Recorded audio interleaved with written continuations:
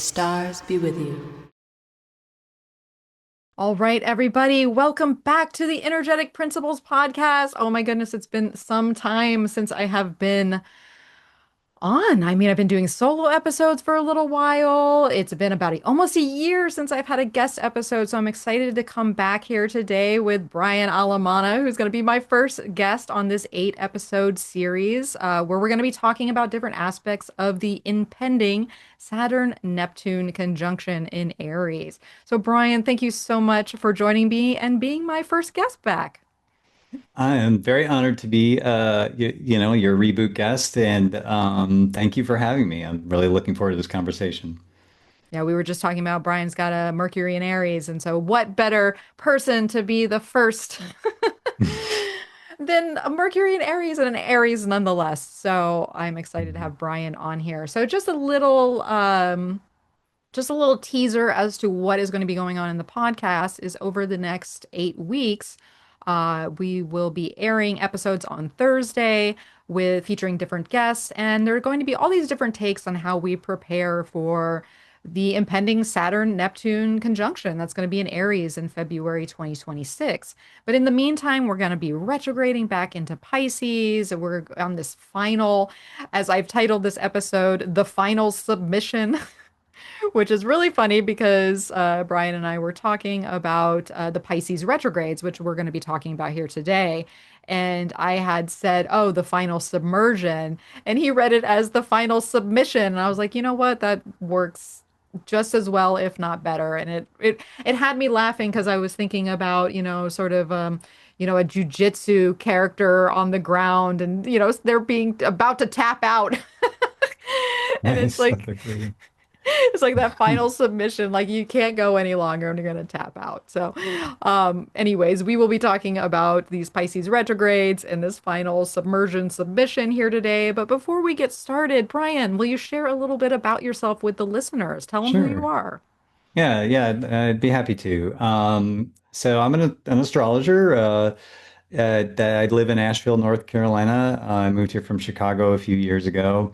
Uh, had my astrology practice in Chicago for a number of years, and my first real influence, astrologically speaking, was evolutionary astrology, as taught by Jeffrey Wolf Green. I read his books on Pluto and the nodes, and was very deeply moved by those books. And it was actually, I had been studying astrology for a while. And then when I read his books, that's when I felt like I want to do this. I want to study this, understand it, maybe even give readings. And eventually started doing that, you know, giving people readings, giving talks, classes, and now interviewing on podcasts, which is fun. Um, I also I was in an apprenticeship with Alan Oken, who was a great astrologer who passed away a few years ago. I went to Portugal and worked with him directly for a few weeks, and also apprenticed with him for about 3 years.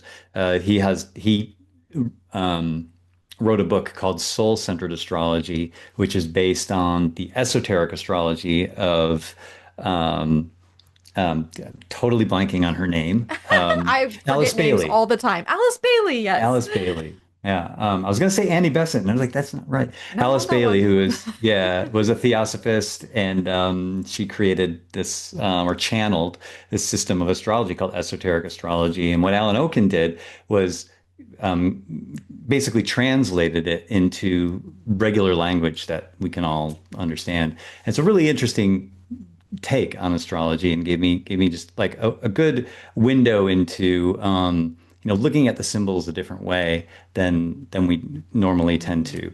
Um, and he was just a great astrologer in general, so it was great to work with him. And I've also worked with Melanie Reinhardt, who's the master of Chiron, who's written books on Chiron and the other centaurs in astrology.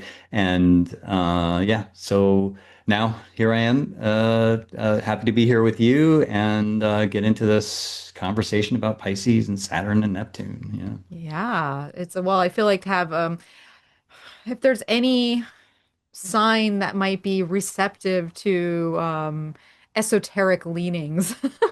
I feel like Right, Pisces can definitely be that sign here. So for sure. I love that background, and I just love the varied ways that we can approach connecting with the planets and celestial movement and esoteric philosophy. And there's just so I'm excited to see how that might play into some of the things we talk about here today, because that's not really, I mean, I love me some Chiron for sure and Melanie Reinhardt, but when it comes to like esoteric astrology, Mel don't know much. So I'm hoping maybe a little Hmm, bit of that can seep its way into our Pisces talk here. sure. So first, we're going to talk about a little bit about this impending Saturn Neptune conjunction. And, we don't have to do too much lip service because if you're anywhere in the astrology world, you probably heard that this is coming. We've been talking about it for so long. And it feels very Saturnian and Neptunian, right? To drag on transit like, to the brink of what I love what Gray Crawford refers to this whole time period that we're under as this downward spiral sort of energy to get to the Saturn Neptune piece, which will be in February of next year, which happens to coincide with our next set of eclipses. We just got through some Mhm. eclipses, and then the next set is going to be, so it's almost like in my mind, this recent set of eclipses definitely, especially since they're in Pisces, well, the lunar eclipse was, and then we had the solar eclipse in Virgo. It's almost like setting the stage for what do we unravel, what mutable qualities and transitionary energies have to, make their way through our world and our beings in order to set ourselves up for a grand conjunction of Saturn and Neptune in essentially the first degrees of the zodiac in Aries. Mhm. So, before we kind of get into this, just like a quick, so essentially we've been, Saturn and Neptune have been creeping towards one another. Neptune moved into Aries, I believe, March 30th of earlier this year, and I know Saturn was at the tail end of May. I don't know if you remember the date, Brian. I'm just going off the cuff. It I must have remember been because it the was end during of May. NORWAC. Yeah, end of Yeah, May. unless it was the 27th or something, somewhere around there. Yeah, Yeah. that sounds about right. And so really during the summer is when they got as close together as they were going to get in Aries before, Saturn and Neptune both about faced and, Mhm. returned direction. So let's see here. So just a reminder of Saturn's timeline, because Saturn's already in Pisces. It has retrograded back in, I believe, September 1st, I think it made its way back into Pisces. And then, Neptune is going to be there later in the year, which I have jotted down somewhere, but we're not there yet. So I won't skip ahead because we're going to get into some of the unique transits with Saturn and Neptune coming up here in this fall season. But uh, that's what I wanted. That's what I wanted to talk about was this. Let's think about our time of Saturn in Pisces and Neptune Mhm. in Pisces. So Mhm. Saturn was in Pisces, well, right now, but from March 2023 until, well, we're in the tail end now. And Neptune has really been in Pisces since it ingressed in and out in 2011 and 2012, and will also leave, at the beginning of next year during the conjunction. And just for side effect, because it is the ruler of the sign traditionally, Jupiter was in this area in 2021 and 2022. So, Brian, what do you think about like as far as this our time of, what are we what do we have to wrap up in Pisces, or what does this Mhm. backstory add to what's Mhm. impending with this conjunction? Well, we've been through a lot, right? The world has been through a lot. Humanity has been through a lot. We have been pushed to the brink of what we can hold in terms of grief, in terms of loss, and in terms of horror, to be just direct about it. And with all of the wars that have either started or really intensified during Saturn in Pisces, but I'm looking at Neptune in Pisces and since 2011, everything from COVID to to the war in Ukraine and in Gaza and so forth. So there's been a lot of loss. There's been a lot of grief, and that's pretty common with Neptune in Pisces transits. And then along comes Saturn to meet Neptune there and adds more to it in some way, but also adds a sense of consolidation of that deep emotion or that expansive emotion that we've all been, whether we're aware of it or not, we've all been participating in.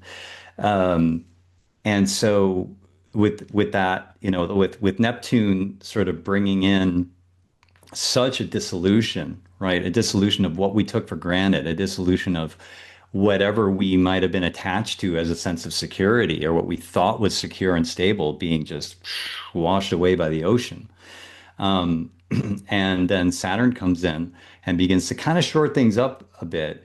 But I think also, invoking that sense of discipline, like we can't just surrender to the ocean and surrender to oblivion. Every day that we're alive, we have to stay focused on whatever is in front of us and keep putting one foot after another. And that's the Saturn Pisces.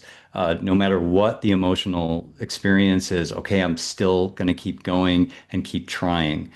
If I may invoke a little bit of Tolkien, there's that moment in the Fellowship of the Ring when Gandalf tells Frodo what the ring is. And Frodo says, okay, let's hide it. And Gandalf says, well, you can't hide it. There's no way, there's no place to hide it. He's like, okay, let's destroy it. It's impossible to destroy it. And Frodo then he kind of looks at the ring in his hand and then closes his fist and says, okay, what must I do? And that to me is so Saturn and Pisces. It's like, I don't know. This is this terrible situation.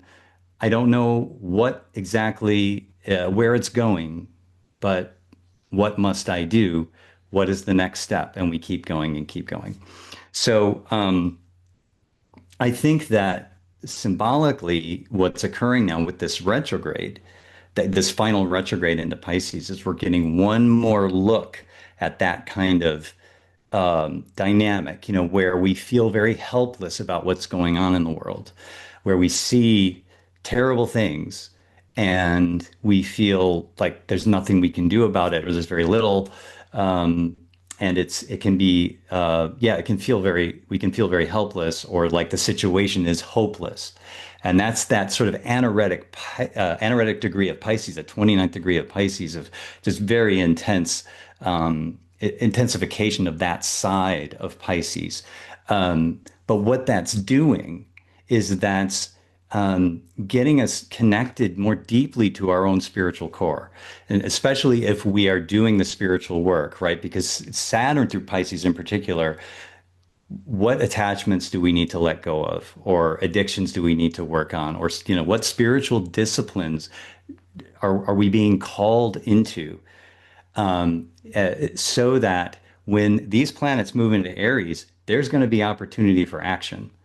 And if we've done the right spiritual work, then we will recognize those opportunities. We'll know what to do, and we won't be afraid. I mean, we might be afraid, and we'll have the courage to do it anyway.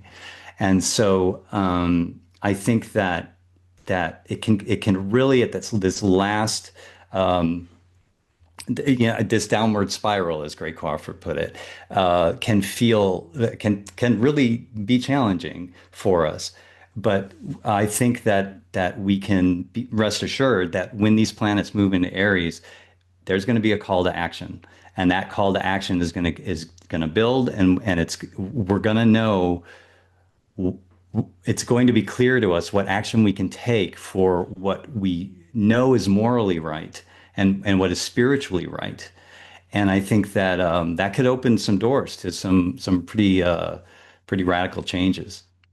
Absolutely. Yes, I 100% agree. And I always kind of joke like the transition between Pisces and Aries, especially when we have to retrograde back into Pisces, because it's one thing to, leave the ocean and then, have the water burnt off and you're, phoenixed out into the Aries and you're ready to go. But when you get a touch of Aries and then you have to come back, Yeah. Yeah. it's an interesting experience. And to me, and I remember Jupiter did those moves too during its time in Pisces to Aries. And I always kind of likened it to the necessity of, clearing out the emotional baggage or the Hmm. spiritual baggage that, because if you're going off on a new journey, or you think about like the archetype of the fool from the tarot, is the fool has a small little hobo sack with him. It doesn't have much in it, and it's almost like this clearing out of what we can hold when we're ready for a new quest or a new adventure.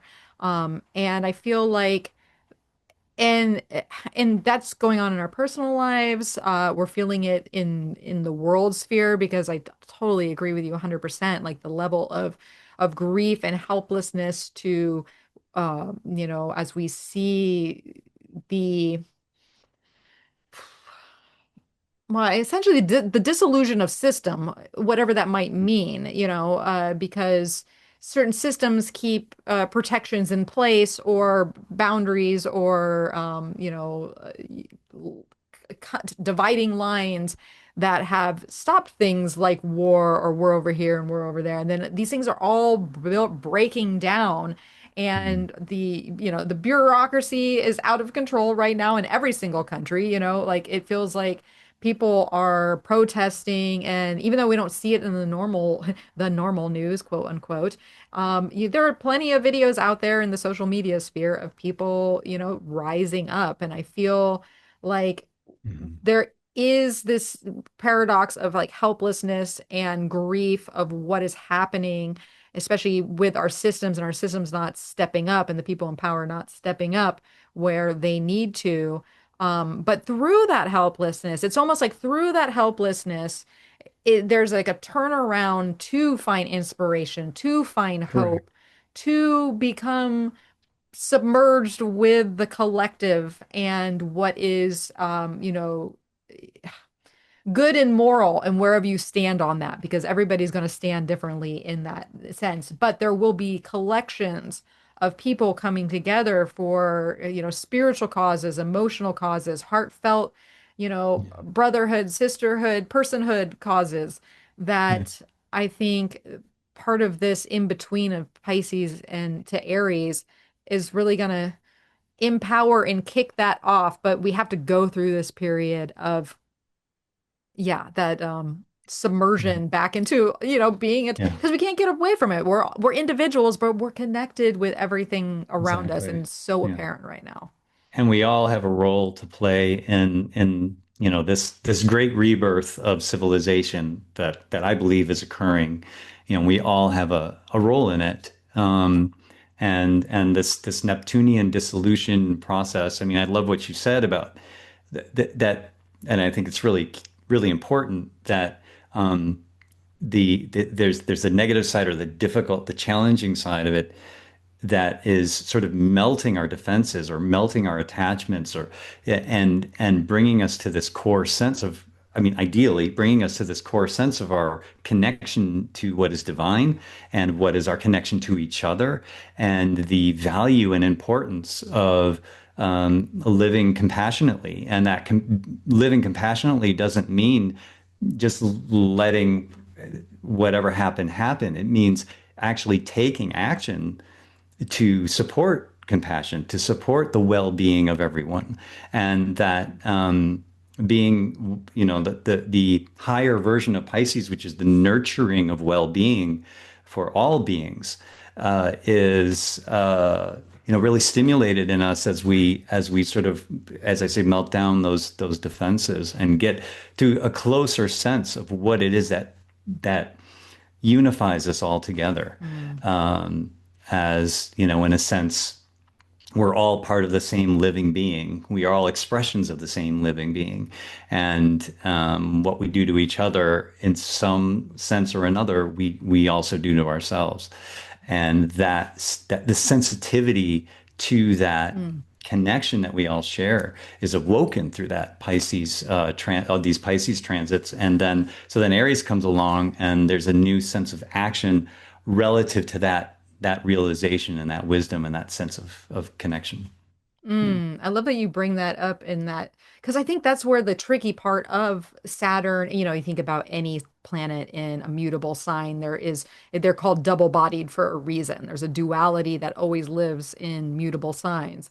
Yeah. And when I think about Saturn moving into Pisces, in many ways it blocked that humanity, it blocked that sensitivity, so many things Mm, happened that mm, in some respects, especially on the world sphere, could be considered atrocious.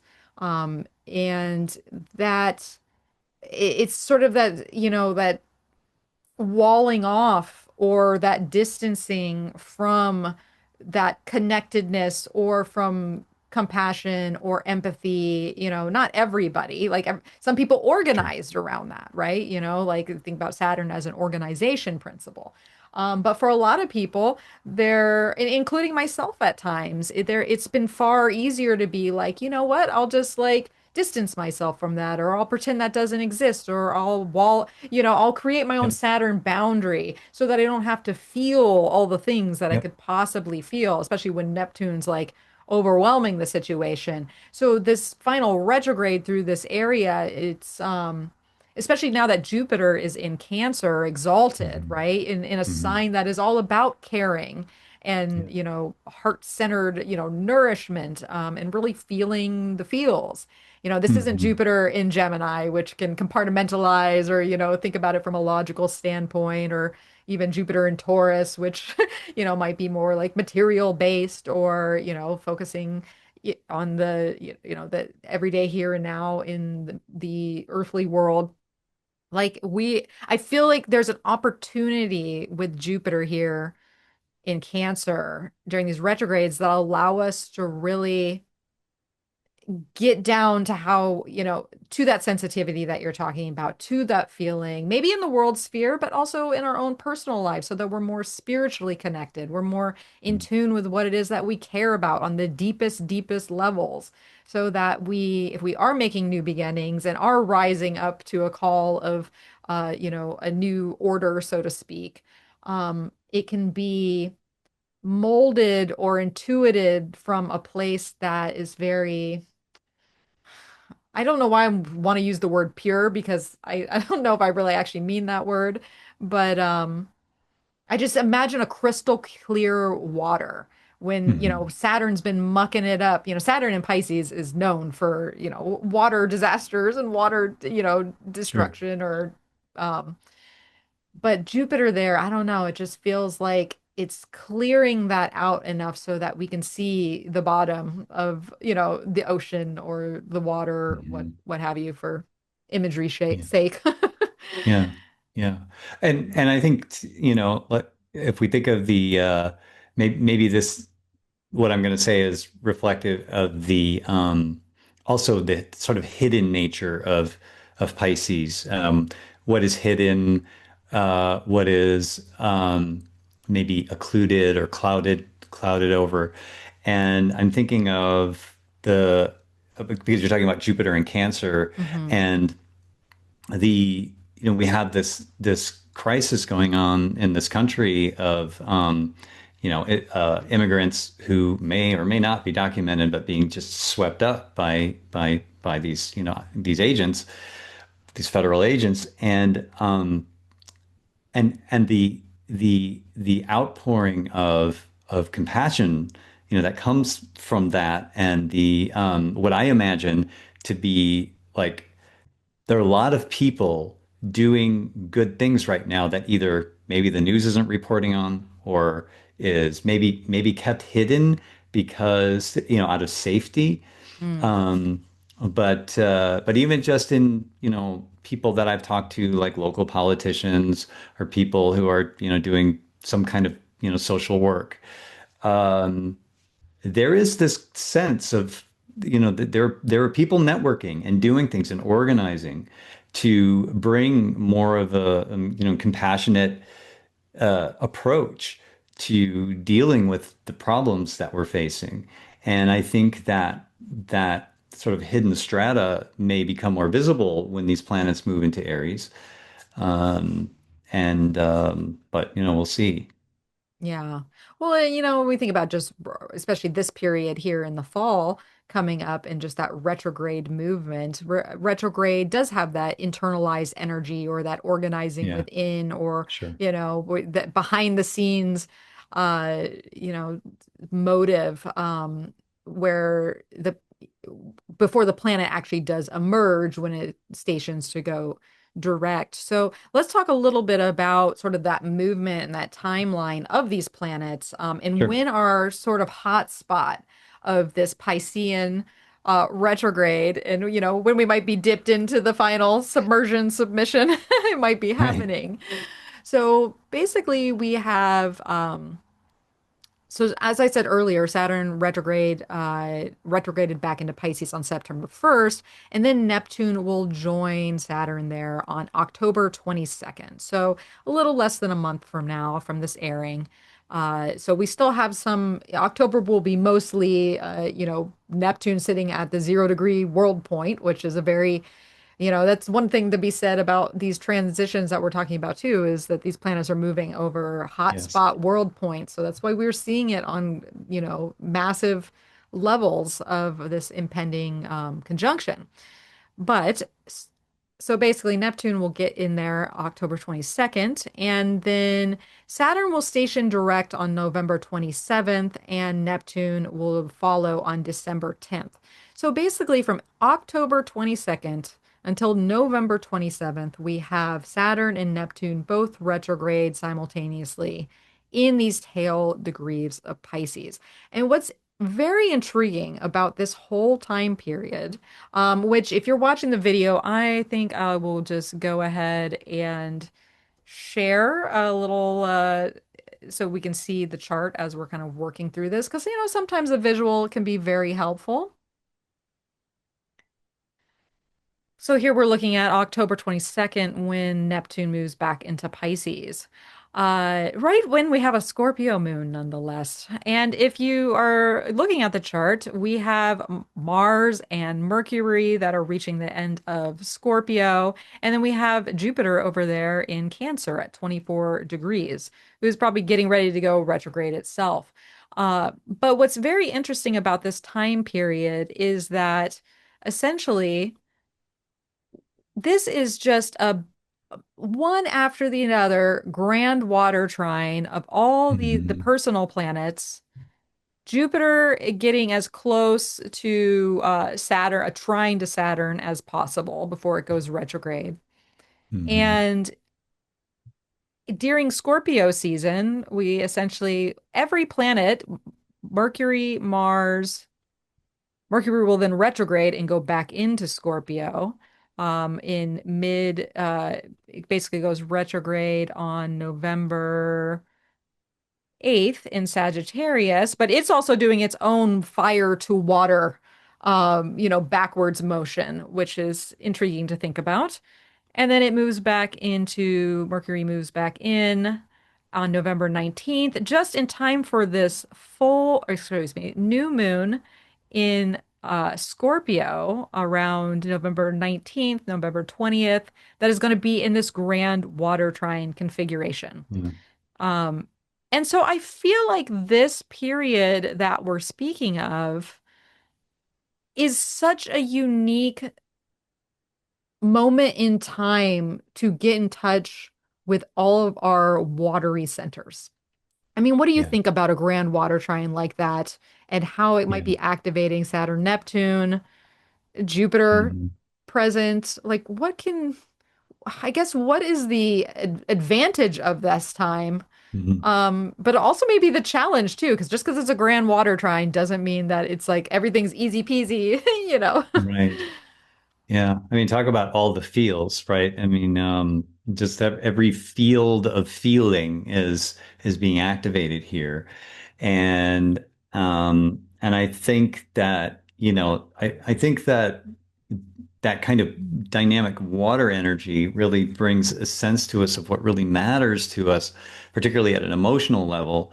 But what do we really feel, and um, and and what does that connect us to in terms of our emotional values? And and if we bring in the Scorpio energy, there's the Scorpio connection to depth on one level, but then also transformation. And with Mars there, Mercury there, and then that new moon, And that then Venus will touch it too. Like literally everyone is going through the Grand Trine threshold. and that almost puts for me the emphasis on Scorpio, because like with everything else sort of supporting that scorpionic, deep emotional transformation. Um, and what do we really value? And what are our common values? We can certainly have different values at a personal level, but there are going to be values that we share in common that have to do with, like, do we value the nurturing of everyone? Do we value uh, inclusion and love at a really authentic level and level of without conditions? And how do we move closer to that? How do we share that together? And what does love mean? I mean, I think that's even a question that can come up with all this water energy, and with Neptune involved, with all that Scorpio energy, and certainly when Venus comes through. What does it really mean to love at these different levels? How do we love, our intimate partners? How do we love each other from a spiritual point of view? In terms of members of community, and I think that, to me, that water trine really evokes that question. And so with Neptune and Saturn, um, at that, they're starting to turn around and start marching forward again and heading towards Aries. We want to carry that love with us. We want to carry that love energy into the Aries field, into that 0 degree Aries, Mm, and really let it shine and let it be fierce, to take mm. to take action for it. Oh, I love that. I love that. What is that love energy? Because when you were talking, it made me also think about, um, I mean, a word that is famous to Scorpios too is loyalty. Mm. And I think love and loyalty go hand in hand because when Mhm. you really care for something or you really love something, someone, uh, an ideal, concept, whatever it might be, uh, there is a sense of loyalty that will inevitably attach to it. It's an interesting, it's almost because when I think about Cancer, being a Cancer myself, if there's one thing, we are attached to things, you know. And then there's this Saturn Neptune piece that is really getting clear on what to let go of and what to um, release. And it's almost, to me, it feels like this sense of like loyalty is in question so that we can um decide what to release, decide what to let go of and make peace with and let it wash out into the ocean. And while Jupiter and Cancer is giving us new attachments that are in service to the growth that we are doing as people and as collect in the collective.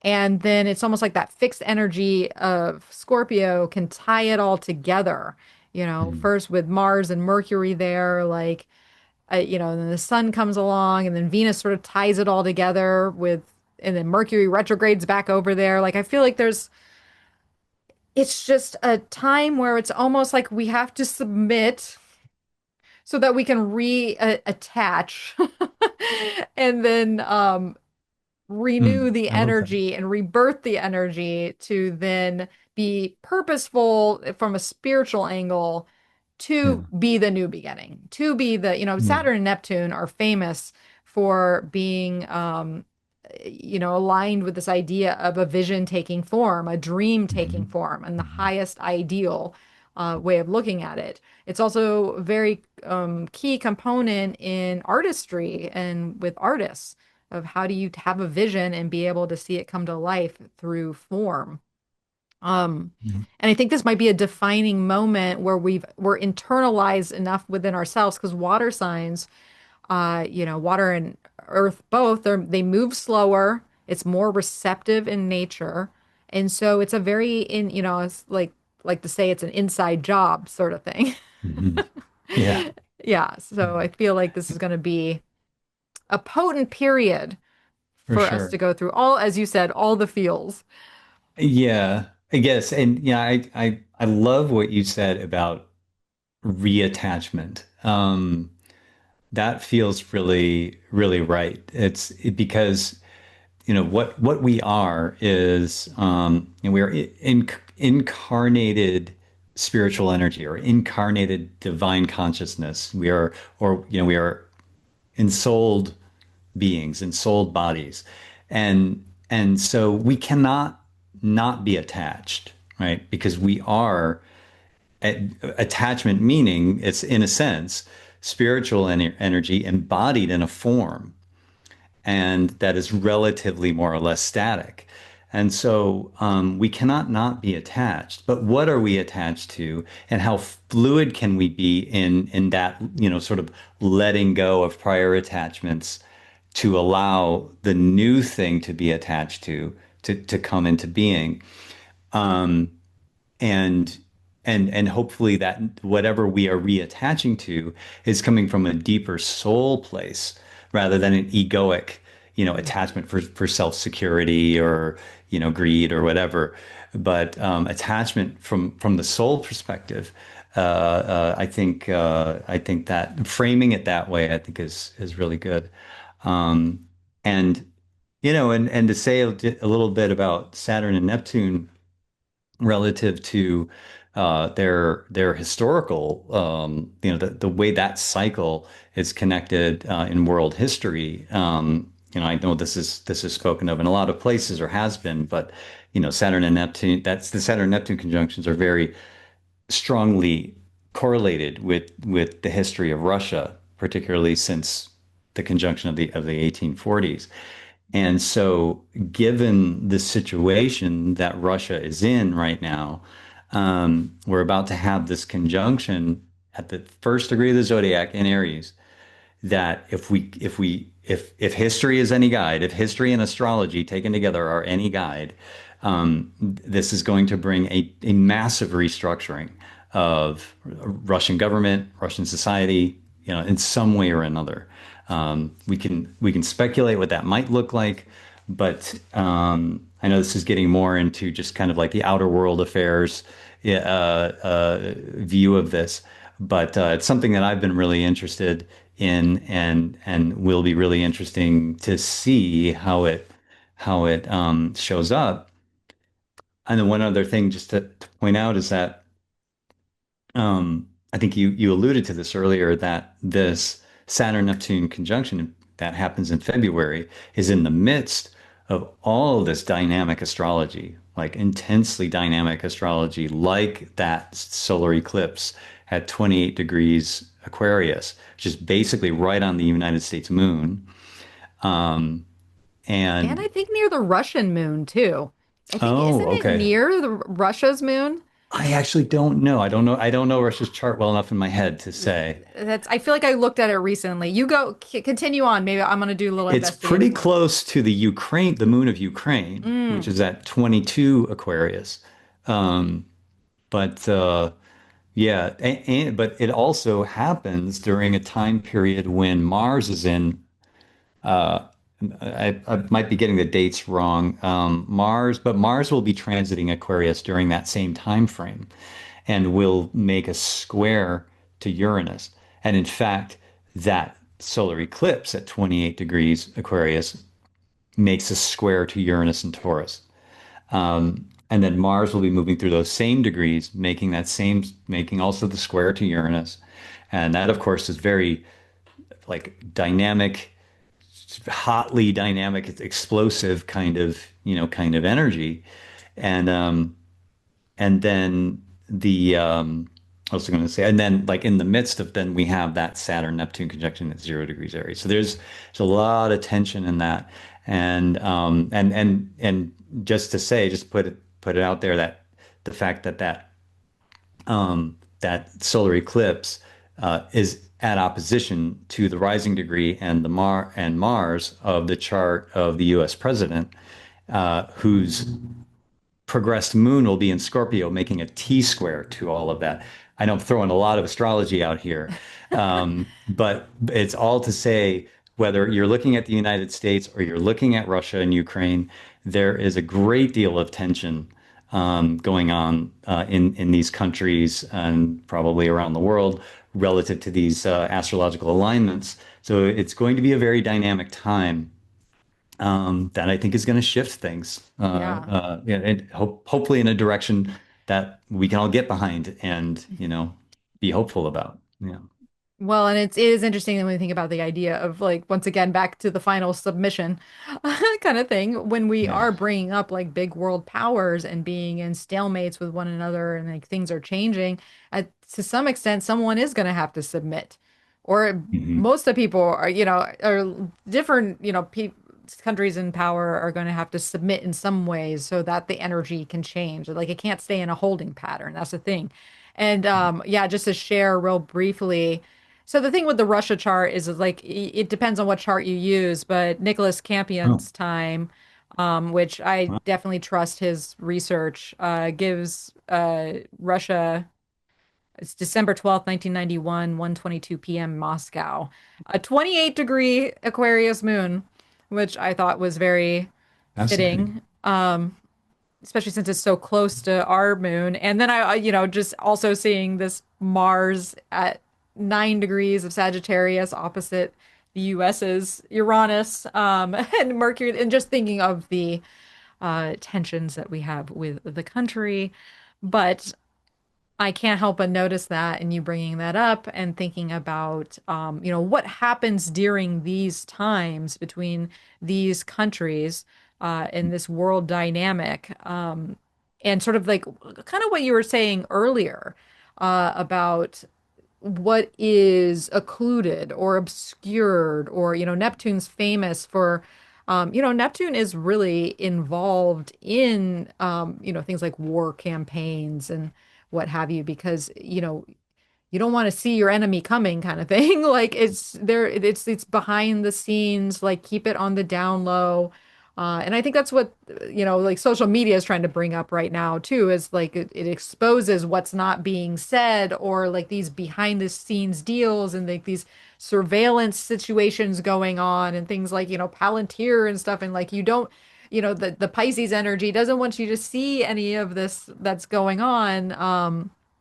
But at the same time, there's still this exposure quality that is happening, especially since there's still Aries dynamics. So it makes me wonder how everything, for lack of better words, falls apart Mhm. during this fall season that then Mhm. leads to whatever that turnaround and reorganization that will come during that time. Uh, Yeah. yeah, it's a Yeah. lot. It is a lot. And we're really in for a ride. But I also think that Saturn and Neptune refer to the practice of staying focused in the moment, Mm, um, and not future tripping or, having anxiety about the past or the future, really working to stay. And despite what our minds are doing, what our minds are telling us, what the mental chatter is telling us, to stay focused in what's really in front of us, and with a focus also on what really matters, in this moment and what we need to do, and taking that like step by step by step. And I think that developing that practice or that skill to be able to go into these very dramatically shifting times is going to be really key for us to to navigate these kind of intense waters, energetic waters, to get through it. Yeah, it makes me think about, just the idea of the fish in the ocean, or the, like, or maybe even sort of like a message in a bottle, it's just thrown in Mm, the ocean and then nice. it just floats, and the current's going to take it somewhere, and Yeah. we're all going to be on some current going somewhere. And maybe that is once again to tie in our submission theme, of Right. submersion and submission, is there's is a level of flow that we are to succumb to at this time, because Mm, we don't know where things are going completely. There are a lot of uh sort of that obscured or disillusioned quality, but also this imaginal realm. I think about like floating mhm. in like in what are those submersion tanks? What am I thinking of? The like float The tanks. Yeah, They I think have a name. is it immersion tank, submersion tank? Mm, Immersion tank sounds, but everyone knows what we're talking about here. Float right. tank. And it's this Float tank. idea that you're, in sort of this, because if you think about like Neptune being attached to, the womb-like quality of being in the waters of the womb, and it's just Yeah. dark and it's warm, and that's what makes me feel like this fall is about, is like we're almost in these, float tanks, and it's like, what can we imagine in the dark? What can we close our Mm, eyes and nice. meditate upon and receive, right? Because I Mm, think this is going to be a very intuitive time, to where if we don't have answers around things or we need guidance, it's the only way to go is within, and call upon sort of, that higher part of yourself or consciousness or whatever it is that you might believe in, and allow that to download in, because I feel like we're so much closer to the veil is thin right mm, now, because, and it's thin for a reason, because it's almost like the higher powers want the message to get through, and we mm, do have to succumb or submit or open to be able to receive it in whatever way, shape, and form. And sometimes that happens because things happen, or we do feel helpless, or we're going through some grief, mhm, or we get a timeout because we were let go from our job or something, mhm, whatever that might take.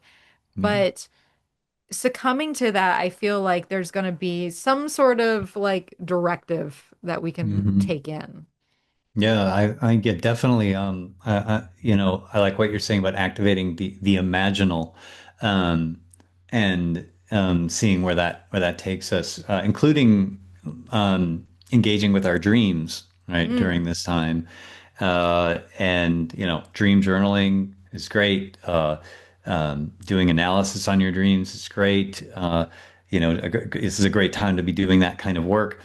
And as I think I'm somewhat of a Jungian, very yes. interested in Carl Jung's work, and so he had a process called active imagination that is it's a bit of a skill that takes a little time to develop, but the basic idea is that you basically go into sort of a meditative state where you get really quiet inside, and then you bring your attention deep into your imaginal self, or your what fantasy or imaginal play is wanting to come into your mind, and then you go with it and you follow it, and then it's like analyzing a dream. You then look at that, journal it, meditate on it, think about it, interact with the different players.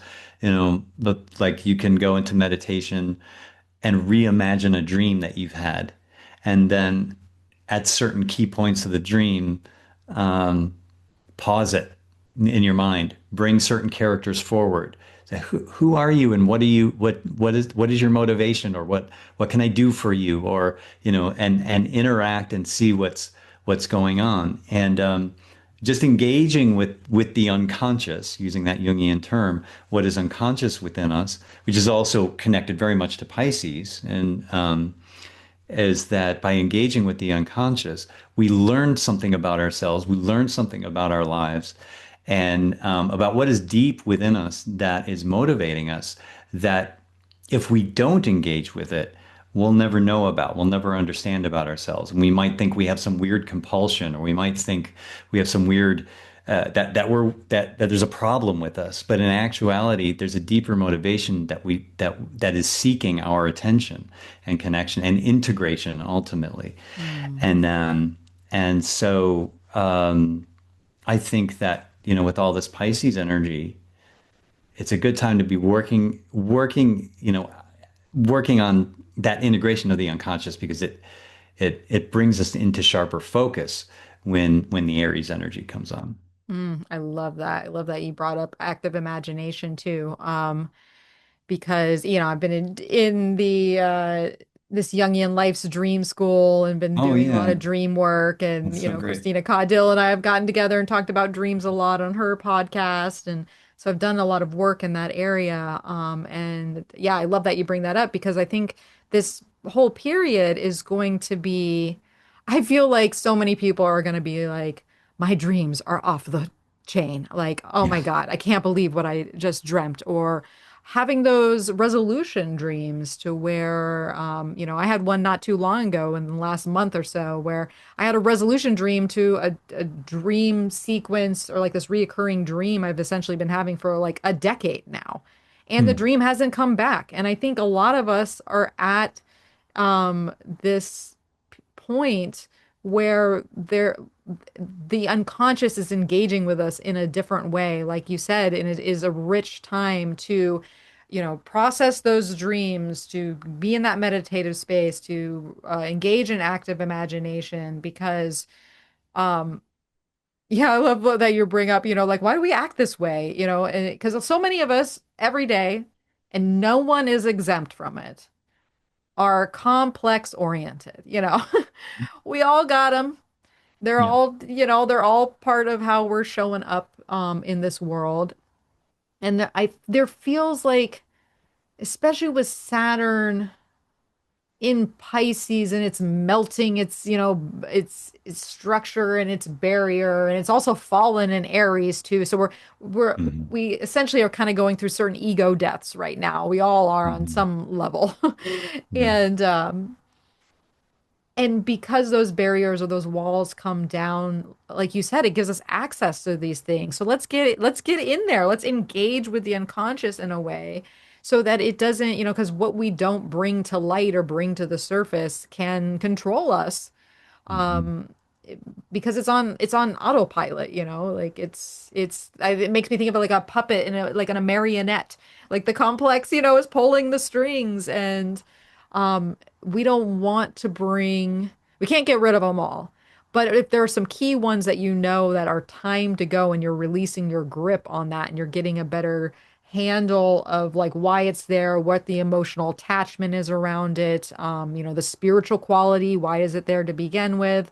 Hmm. Uh, it's almost like it can be rooted out and dissolved, so Hmm. that this fresh start that we walk into, and this fresh world that we're creating, because really there's so much about this turning point in 2026 that is somewhat aligned with that kind of 2020 question of when is this going to end, Hmm. kind of thing, this Yeah. long period we've been in of like a discombobulated world since those major grand conjunctions then.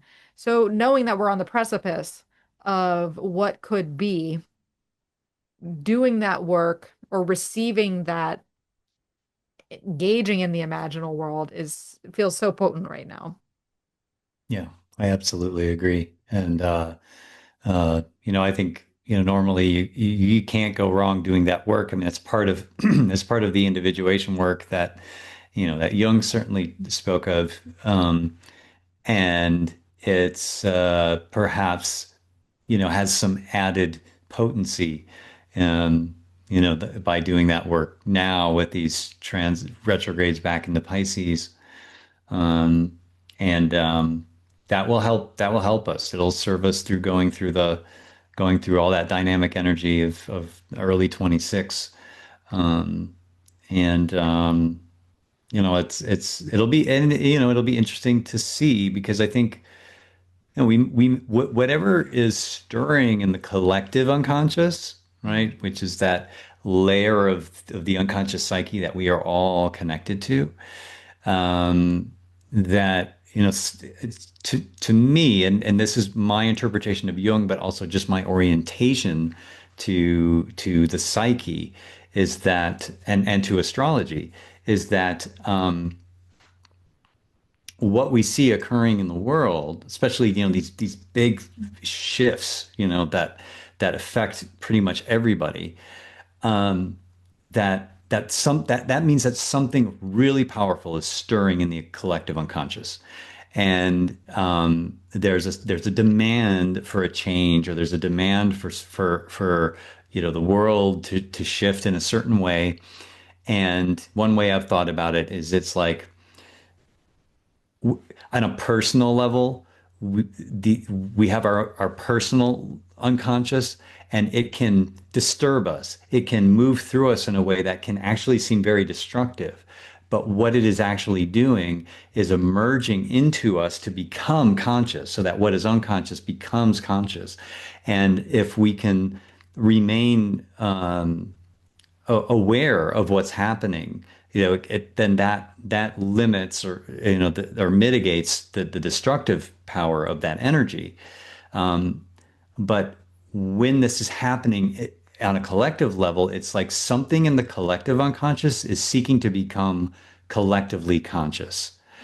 And maybe that's something like, we can no longer think that any one of us is, excuse me, doesn't have responsibility or holds some amount of responsibility to the state of the world as it is. If we look out in the world and say, my life is okay, but all that bad stuff that's out there, that's somebody else's problem, or that's somebody else's fault.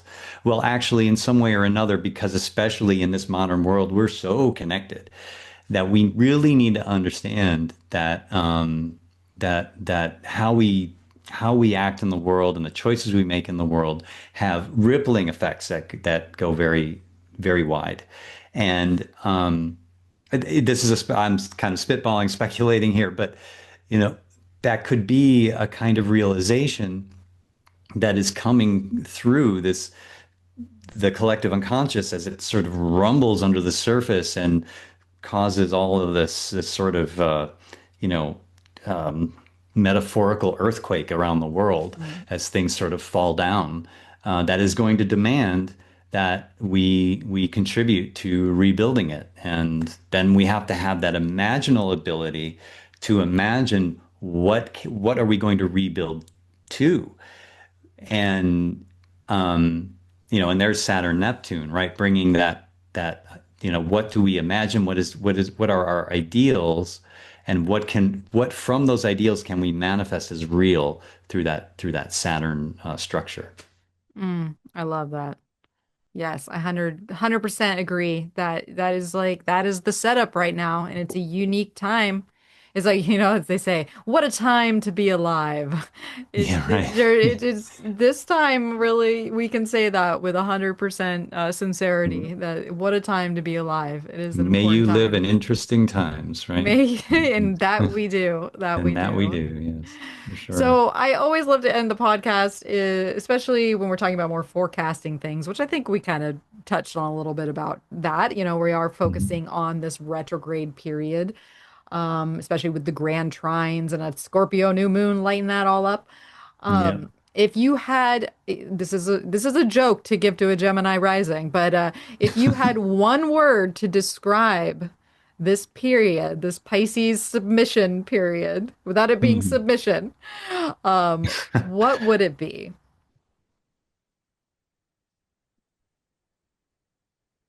I think it would be reimagining or reimagination. Hmm. Um, yeah, to give it one word, I think that would be Yeah, the word. Yeah, reimagining, It yeah, feels right. That kind of feels right for the fact that we have that Mercury retrograde during this period from Saturn, or sorry, Sagittarius to Scorpio. yes, Because I can see that being it in tapping into that grand trine. how reimagining would make sense. Um, Yeah. because we don't have to throw it all out. It's not a No. clean slate. We can reimagine what we're working with and make it better and more aligned, from our in our personal lives and hopefully in the collective too. And I 100% just to back you up on the personal responsibility thing. I'm Mhm. always preaching that. I think that's a big component of, you want to change the world, lead by example. Mhm. Be the person. So And reimagining, yeah. yeah, absolutely. And I think also doing the inner work, that's part of perhaps leading by example, that we orient ourselves to what we do in the outer world, but also what we do for our inner world. And cleaning up our inner world as much as we try to clean up the outer world. The one more thing I just want to say is like the idea, when I said that word reimagining, what it evoked for me was a sense of like we are not powerless, even in a situation where we feel overwhelmed. That Piscean overwhelmment, like the wave is just crashing over us. There's nothing we can do. We're helpless to whatever's occurring. We always have power, and reimagining is a way to actualize and utilize our inner powers and our Mm, spiritual power. Because even if all we can do is focus within and pray and offer blessings to the world, that does something. And I think with Saturn, Neptune, and Pisces, there's added potency to doing that work. 100%. 100%. When you said cleaning, I was like, what would my word be? And I Yes, what feel would your like word? well, I was thinking of the word clearing, Mm-hmm. and but when I thought of clearing, the image that came into my mind was a pressure washing. And Ooh. so I don't know if you've ever seen someone, a good friend of mine had a story on Instagram the other day where he was pressure washing his wood house and the wood paneling, and just the grime and the gunk and then everything that comes off of it from this high Yeah. intensity water, especially since we're talking about Scorpio being a key focal point to this grand water trine. Right. Yeah, I feel like the clearing happens, but it's like through this pressure wash of like just I love it. intense. That's wonderful, right? Yep. And you can just avail yourself to the pressure wash and let it clean Yeah, the the grime pressure off. wash clears, and then we reimagine what it's going to look like Yeah. on the outside. Um, yeah. So, oh my goodness, Brian, it has been such a wonderful time talking to you here today.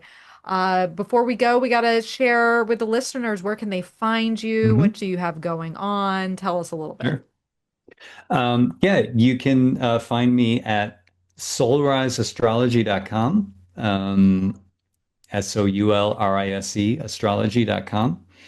I have a blog there. I'm currently working on a series of articles about the astrology of the Civil War and how those astrological markers are similar to today and what that means for us. Um, and I have a contact form there if anyone wants to sign up for a reading with me. I also give talks. Sometimes I give online talks that anyone can join.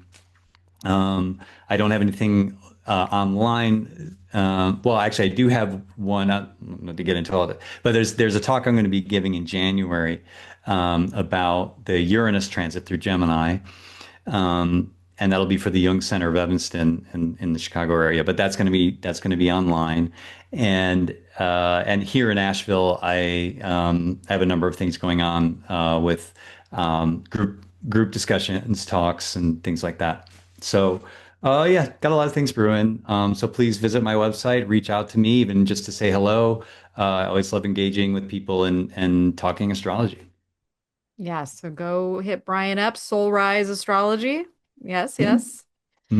That's it. Lovely. And so, well, where can you find me? You can find me over at energeticprinciples.com. You can also find me at tarotofher.com because Tarot of Her is about to be relaunching it for its second edition and Ooh, an expansion pack as well. So we are nice. shooting for the end of October for the Kickstarter launch. So if you're not on our mailing list, get on the mailing list so you know when things are going to be happening because yeah, we've been working so hard and the expansion pack looks amazing and I can't wait to get it back out in the world. I mean, we've been sold out for we got it made and then we were sold out. It was like kind of like it was Horrific. very climatic, but it was anticlimactic in the sense of like, oh, we made it and then it was gone. Okay. It's not a bad problem to It have, but it flew. It had to join the world. It's yeah. yeah, so it is out there and we want to get it back out there again. So definitely come and check out Tarot of Her. And of course, come back and listen to this podcast. This is just episode number one. We've got seven more episodes to go as we talk about varying shades of Saturn and Neptune, which I'm excited to see how I can pull this off. How many times, how many angles can you pull Saturn and Neptune through? I'm on a mission and I'm about to find out. Yeah. So Yeah. now if you are watching this on, oh, let me share also that I'm collecting form information about people's natal moons. I'm doing like this Lunar Voices data collection. So if you want to share a little bit about your moon, and the aspects about it, everything's anonymous, and I'm just collecting information so we can learn more about the moon, different moon signs, and how you feel, what kind of tastes do you like, what, medical ailments might you go through, what's your relationship with fear, these types of things. It's about 5 minutes to fill out, and it's in the interest of astrological science. So please help fill that out. All right. Well, if you liked this program and you're watching on YouTube, like, comment, subscribe. Let us know what you thought about what we talked about here today. And if you have anything to add around it, if you agree, if you disagree, whatever it might be, get the conversation started and leave a comment below. And if you are listening to this in podcast form, share it with a friend, leave a review, because when you say 5 stars, which I hope you mean 5 stars, that helps me be shot through the algorithm because, when you don't podcast for a while, you get low on the rungs. So I'm trying to revive and get back up there. So your review would definitely help. And of course, sharing it with a friend, spreading it around is key. So, all right, everyone. Well, if you want to get through this Saturn Neptune time, that's what Brian and I are here for. We both offer personal consultations. So let us talk it out with you, which you can go to our respective websites to do. And really, that is all for now. We have Divin. We have Divin. I don't think I Been dove. dove. We dove. We've divin down We the divined down. We we've dove. divin down the Pisces wormhole with Saturn and Neptune today. So I hope you enjoyed the program and we wish you all the best as you swim through these retrograde waters. And as always, may the stars be with you.